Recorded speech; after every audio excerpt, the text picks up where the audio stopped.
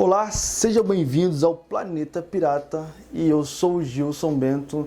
Nesse vídeo falaremos sobre a Santa Inquisição no Brasil, precisamente em Minas Gerais, e sobre a perseguição dos judeus em nosso país.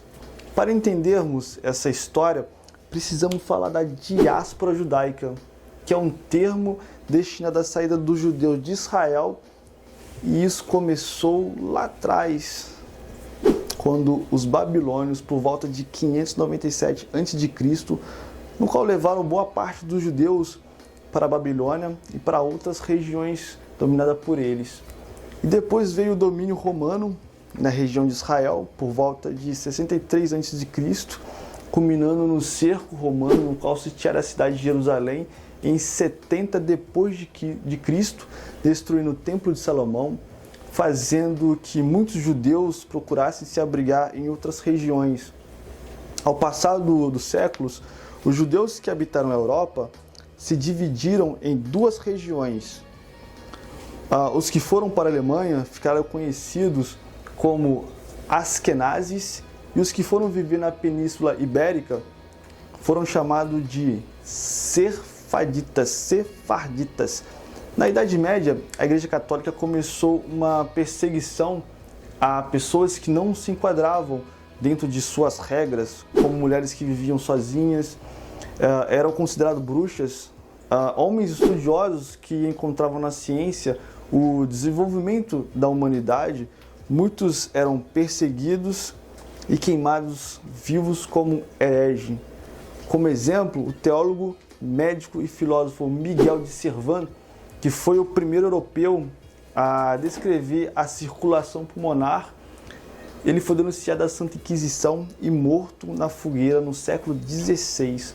Outro exemplo é do filósofo e cientista Giordano Bruno, que foi queimado na fogueira porque escreveu um livro que falava da pluralidade dos mundos e aventava a possibilidade de existir até vidas em outros planetas.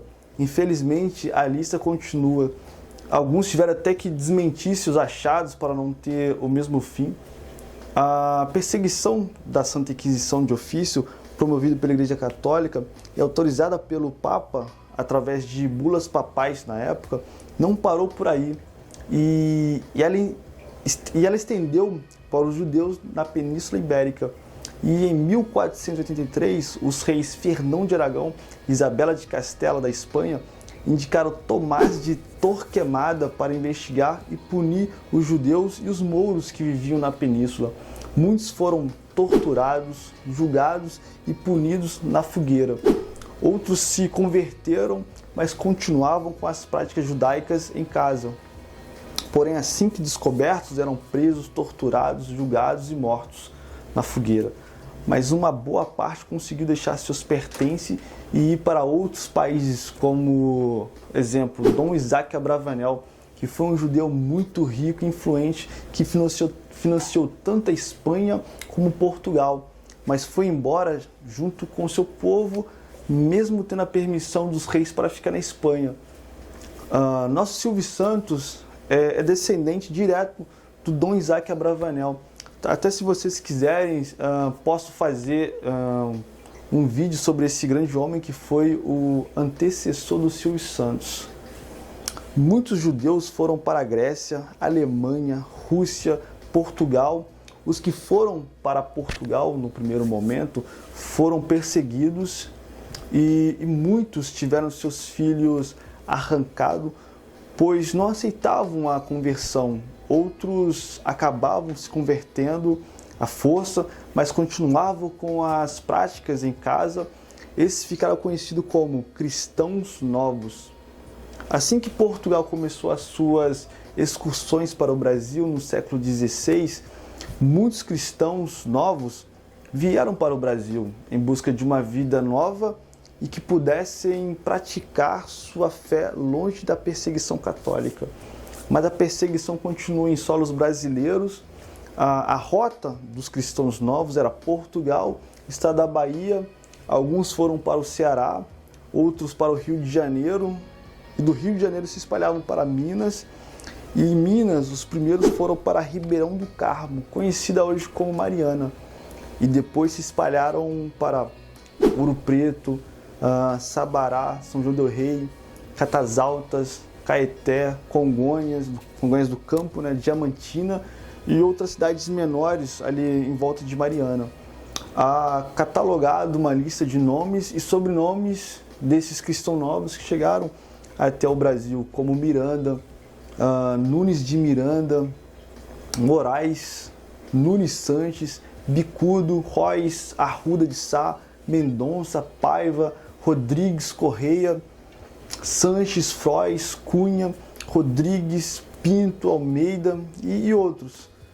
Mas isso não significa que, tendo esse sobrenome, te faz descendente de um cristão novo, mas para saber, deve fazer um estudo de uma árvore genealógica. E estima que em 1705 a 1786 habitava em Minas cerca de 903 cristãos novos. Oficialmente, a Santa Inquisição nunca foi implantada no Brasil, mas os religiosos que aqui moravam faziam a fiscalização para a igreja e denunciavam os cristãos novos que praticavam, mesmo que escondidos, as práticas judaicas. Na Torre do Tombo, em Portugal, revela que cerca de 2.000 brasileiros foram presos, julgados e condenados em Portugal até o século XIX. Em Minas Gerais, os representantes do tribunal processaram e condenaram blasfemos, sodomitas, concubinos, bígamos, feiticeiros, principalmente judaizantes. Ressaltando que depois do processo, eles eram levados para serem executados em Portugal, no Largo de São Domingos, em Lisboa, o qual hoje se encontra um monumento em homenagem às vítimas da intolerância religiosa. As sentenças eram proclamadas solenemente nos chamados autos de fé, os quais compareciam gente de toda espécie, autoridades, pessoas que estavam de passagem e os que constituíam os convidados de honra. O primeiro auto de fé realizou-se em 1540 e o último em 1765. Depois de cumpridas as formalidades, eram levados ao local de execução, colocavam uma roupa branca e uma vela na mão, seguiam os familiares inquisitoriais. Nesses primeiros autos de fé em Lisboa, Portugal, já havia cristãos novos, oriundos do Brasil. É importante ressaltar que metade dos presos brasileiros eram de mulheres, acusadas de heresias, bruxarias e judaísmo. Os processos inquisitor eram feitos em duas partes. A primeira colocava as acusações iniciais e na segunda parte eles pegavam os bens, propriedades, dinheiro, mercadorias, utensílios, créditos e tudo que ligava o preso a algum bem.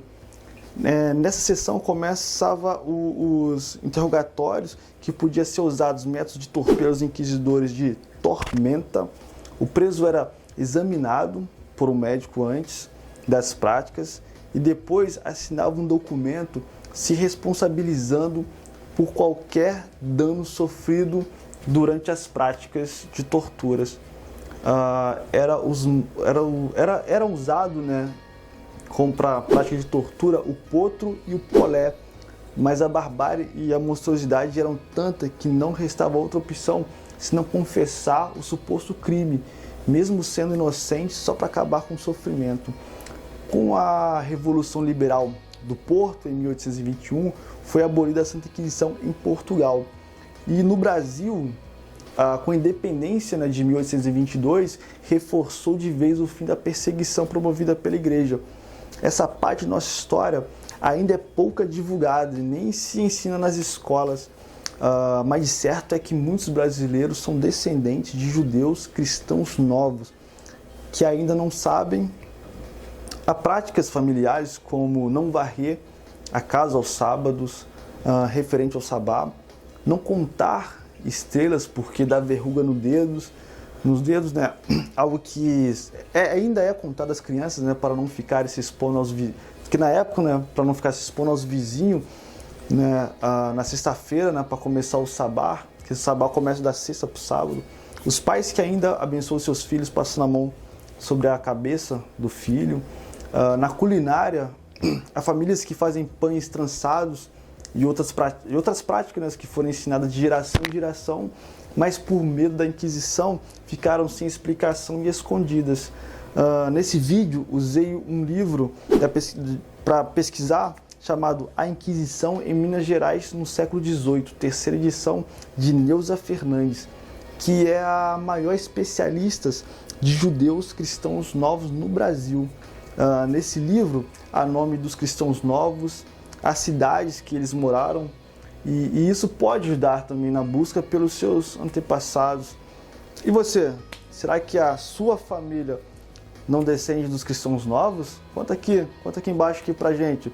Se você gostou, Piratão, dá um ho, curta, dá um like, se inscreve, compartilha com seus amigos e até a próxima.